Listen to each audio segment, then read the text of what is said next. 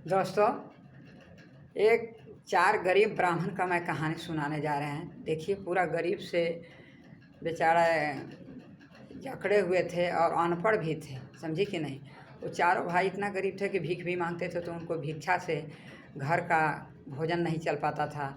तो देखिए, ये कहानी ये है कि बड़ा भाई का जो बीवी है वो एक दिन बोली कि महाराज ये कब तक भीख मांगते रहिएगा, कि आप भी अनपढ़ हैं, मेरा बाल बच्चा भी अनपढ़ रहेगा, घर में भोजन नहीं जुट रहा है, कि आप कहीं बाहर जाइए ना। पंडित जी बोले कि मैं बाहर जाकर क्या करूँगा, मैं तो पढ़ा लिखा है ना हूँ, काम क्या करूँगा, बड़ा जाति घर जन्म ले भगवान दे दिए हैं। बोला कि बाहर जाइएगा, कोई मजदूरी भी कीजिएगा तो थोड़ी शिकायत है, कोई थोड़ी जान रहा है कि जात का ब्राह्मण है। इस प्रकार सोचकर ब्राह्मण बाहर में चल दिए और दूसरा राज्य में गए और राज दरबार में गए तो राजा से बोले कि भाई कुछ हमको मजदूरी चाहिए, मजदूरी करने के लिए हमको दीजिए नौकरी कुछ। तो राजा बोले कि ठीक है, आप जात का मैं ब्राह्मण हूँ। बोला कौन कास्ट है, तो ब्राह्मण है।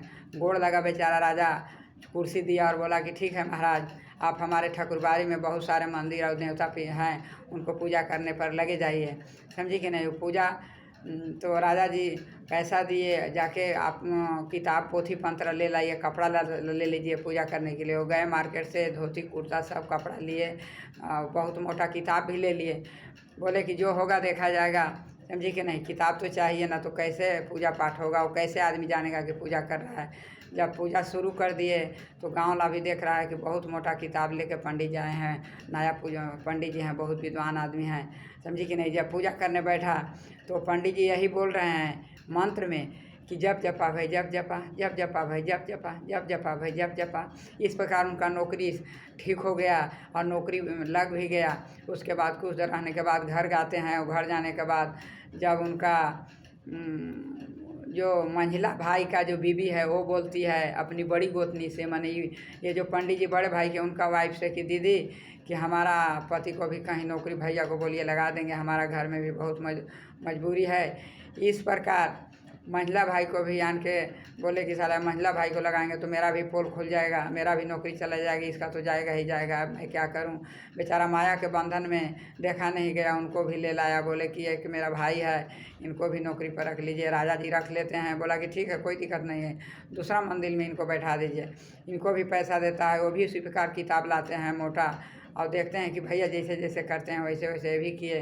तो बड़ा भाई बोल रहा है मंत्र, जब पूजा पाठ करके मंत्र पर बैठते हैं तो 2-2 घंटा मंत्र पढ़ते हैं। मंत्र में क्या पढ़ते हैं, जप जपा भाई जप जपा, जप जपा भाई जप जपा। तो मंझला भाई क्या बोल रहा है कि भैया तू जपैया से हमू जपैया, तू जपैया से हमू जपैया, तू जपैया से हमू जपैया। दोनों का नौकरी फिक्स हो गया। कुछ दिन रहने के बाद फिर घर जाते हैं तो संझला का बीवी बोलती है कि दीदी कि हमारा मालिक को भी कहीं नौकरी पर लगा दीजिए। इसी प्रकार वो माया के जाल में बेचारा डरते हुए चारों को नौकरी पर लगा दिया।